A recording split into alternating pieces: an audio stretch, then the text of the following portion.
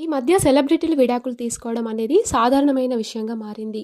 ఆ మధ్య నాగ చైతన్య, సమంత, నిహారిక చైతన్య, ధనుష్, ఐశ్వర్య 2 రోజుల క్రితం తమిళ మ్యూజిక్ డైరెక్టర్ జీవి ప్రకాష్ కుమార్, సైంధవి తాము భాగస్వాములుగా విడిపోతున్నట్లు ప్రకటించారు. తాజాగా ఈ లిస్టులో ఓ సీరియల్ నటి కూడా చేరారు. ఆమె మరెవరో కాదు, చెల్లెలి కాపురం సీరియల్ ద్వారా ఎంతో మంచి గుర్తింపు తెచ్చుకున్న శిరీష. మొగలి రేకులు సీరియల్తో పాపులర్ అయిన ఈ నటి తన విడాకుల విషయాన్ని సోషల్ మీడియా వేదికగా నెటిజన్స్తో పంచుకున్నారు. తన భర్త నవీన్తో విడిపోతున్నట్లు అధికారికంగా ప్రకటించారు.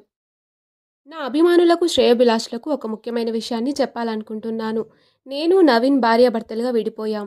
మా నియంత్రణలో లేని కొన్ని పరిస్థితుల కారణంగా ఇద్దరం విడాకులు తీసుకున్నాం. ఈ క్లిష్ట పరిస్థితుల్లో మమ్మల్ని అర్థం చేసుకొని మాకు సపోర్టుగా నిలిచి మా నిర్ణయాన్ని గౌరవిస్తారని కోరుకుంటున్నాం.